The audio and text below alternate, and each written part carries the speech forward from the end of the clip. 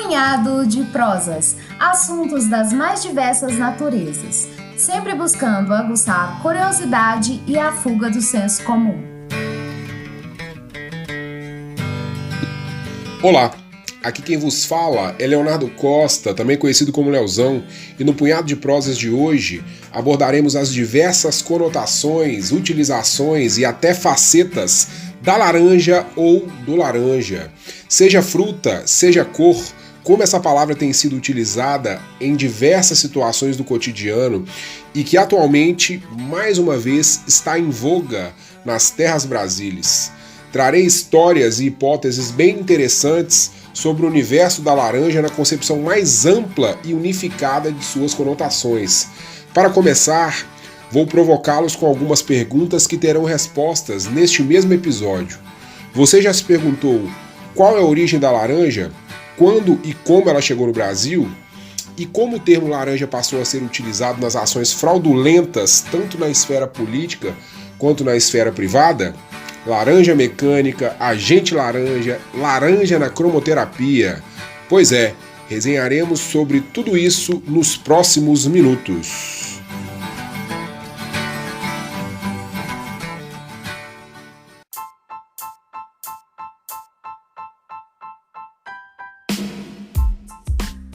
Riquíssima em vitamina C, a fruta, a laranja, é oriunda da China e foi levada ao velho continente por volta do século XVI pelos portugueses. Chegou ao Brasil também através dos colonizadores lusitanos e hoje somos o maior produtor mundial desse fruto. Estima-se que de cada 5 copos de suco consumidos no mundo, 3 sejam de origem brasileira. A laranja é sim protagonista do agronegócio brasileiro. A cor, o laranja, o alaranjado ou ainda cor de abóbora é uma cor terciária nos sistemas RGB e CMYK, formada pelo vermelho e amarelo, que no espectro visível tem um comprimento de onda aproximado entre 590 e 620 nanômetros. Segundo os estudiosos, o laranja remete também à vitalidade, à prosperidade e o sucesso. Está sempre associado à criatividade. Na cromoterapia, o laranja é uma cor muito utilizada pelo seu poder energético e por aumentar a autoestima, dar disposição e incentivar o intelecto. É uma cor quente e estimulante, também bastante utilizada para tratamento da depressão. No marketing, representa confiança e passa um caráter de alegria, chamando a atenção dos compradores compulsivos. Entretanto, meus amigos, nossa abordagem buscará os significados e os usos históricos das licenças poéticas que a palavra laranja precisou ceder.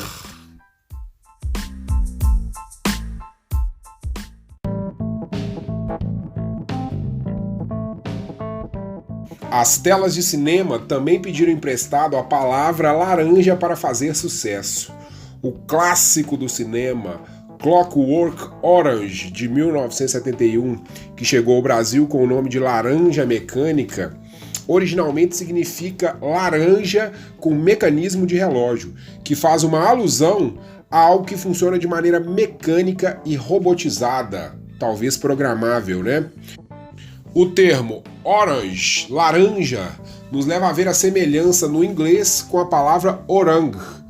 E aí a gente pega um outro gancho alusivo para buscar um link com o orangoutang, ou seja, o macaco alaranjado. No final das contas, seria uma menção aos procedimentos utilizados pelos cientistas do filme que buscavam reintegrar à sociedade o jovem Alex, considerado um verdadeiro animal em função dos inúmeros e descabidos delitos que ele havia cometido e precisava ser domesticado.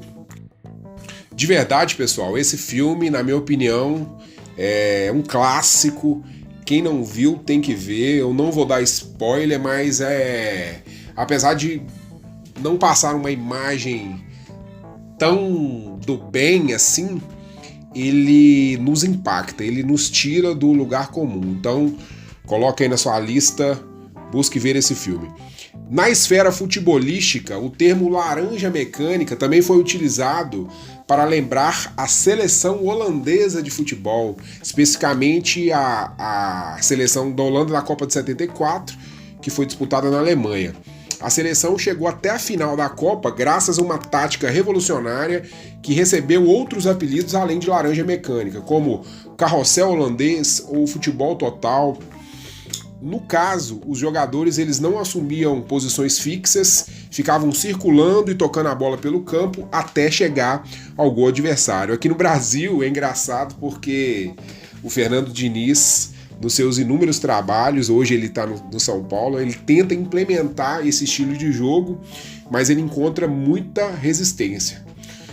O sucesso do jogo holandês rendeu ao time esse apelido de laranja mecânica, fazendo também uma referência à cor da camisa, que é alaranjado, uma camisa lindíssima, e também ao filme do diretor Stanley Kubrick, citado anteriormente aqui nesse episódio. A única derrota da laranja mecânica na Copa de 74 foi justamente a final, quando o time de Johan Cruyff foi derrotado pelos anfitriões, os alemães, que ergueram a taça.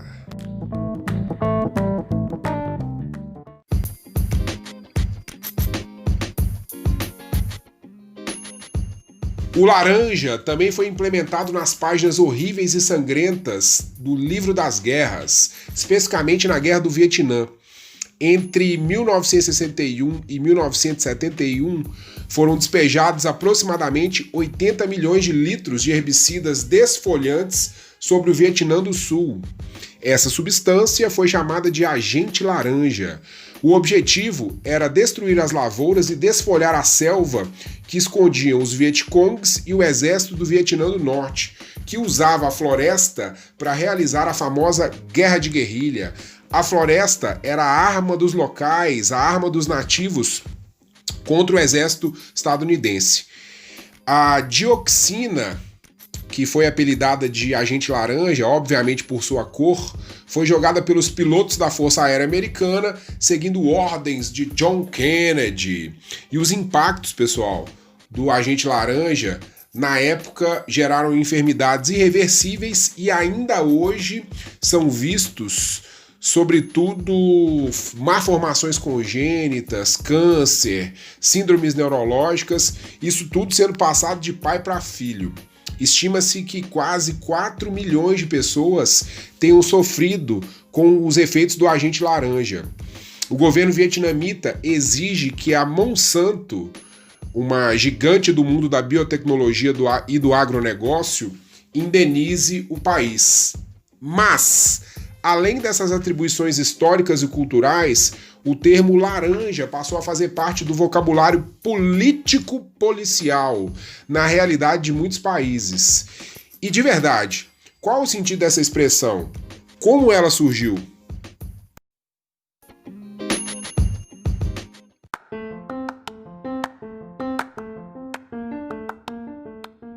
O termo laranja, pessoal, é um jargão que tem origem incerta.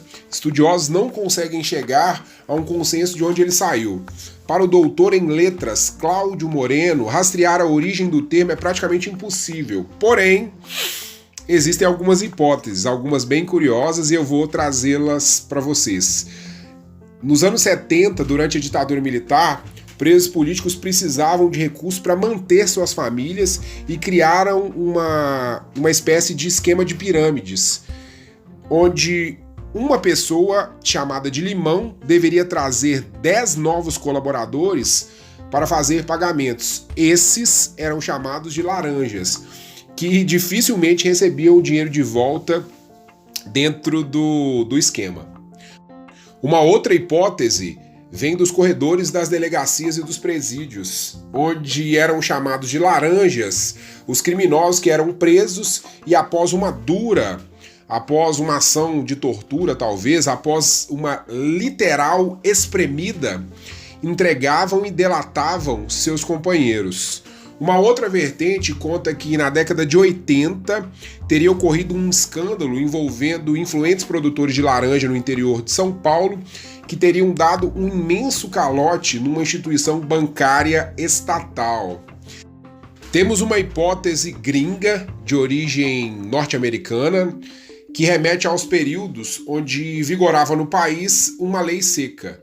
Era proibido beber em público. E para iludir a fiscalização, alguns indivíduos injetavam bebidas alcoólicas nas laranjas e consumiam a fruta em público sem serem descobertos. Porém, na linguagem popular, o termo laranja passou a ser utilizado para se referir a um indivíduo que empresta seu nome, muitas vezes sem saber, para transações financeiras e comerciais criminosas, ocultando a identidade do verdadeiro responsável pelo delito. Normalmente, quando esse indivíduo, o famoso laranja, tem ciência do que está acontecendo, ele é remunerado pela prestação de serviços, entre aspas. Temos a figura do laranja para assumir bens e posses de outros indivíduos para escapar de grandes rombos tributários.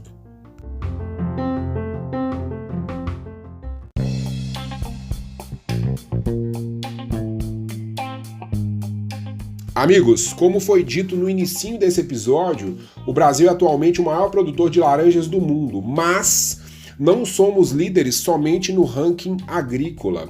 Apresentamos expertise em produzir laranjas no sentido das maracutaias políticas, que quase sempre visam a obtenção de vantagens financeiras.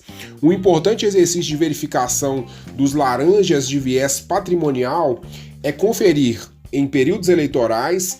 Esse ano não sabemos se teremos, se serão mantidas as eleições para outubro, mas como alguns nomes conhecidos dentro da política insistem em declarar quase nada de seus bens em seus CPFs. É um laranjal de muita imponência. Em 2018, as candidaturas laranjas se proliferaram pelo país. O candidato laranja é aquele que pode ser dito como um candidato de fachada.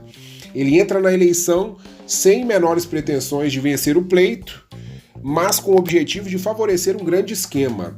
Candidatos com votações mínimas receberam ao menos 15 milhões em verbas dos fundos partidários e eleitoral. Dos 53 envolvidos, 49 eram mulheres. Atualmente nós temos uma lei eleitoral que obriga pelo menos 30% das verbas de campanha serem destinadas às candidaturas femininas, o que reforça a suspeita de que os partidos tenham colocado candidatas de fachada somente para atingir a cota. E aí, pessoal, ao longo da nossa história, os gabinetes de vereadores, deputados e senadores têm sido utilizados para a reprodução dos laranjas. Salários são pagos às pessoas que às vezes nem sabem que figuram no corpo colaborativo de trabalho de um determinado parlamentar. Mas a laranja da hora no Brasil, a mais benquista, estava guardadinha, estava bem acondicionada, protegida para provavelmente não perecer. Entretanto, nos últimos dias, essa laranja foi colocada numa sacola e levada para uma outra banca de exposição. Nessa banca, essa laranja deverá ser espremida e possivelmente o suco proveniente dessa fruta trará respostas que desapontará muita gente e criará o caos na quitanda que serve o Planalto Nacional. Esperamos de fato que o adubo fornecido por nossa sociedade leve cada vez menos nutrientes a essas laranjas podres, laranjas que impedem, de certa forma, com que muita gente tenha acesso a uma vida mais digna nesse país tão sofrido. Então, meus queridos ouvintes, esse foi o Punhado de Prosa de hoje, espero que tenham gostado. Se você gostou, adicione o Punhado de Prosa ao seu tocador de podcast e siga nosso perfil no Instagram. Na sexta-feira estará de volta o competente geógrafo João Paulo Fernandes com mais um assunto bem atraente e curioso para vocês. Até lá e um grande abraço!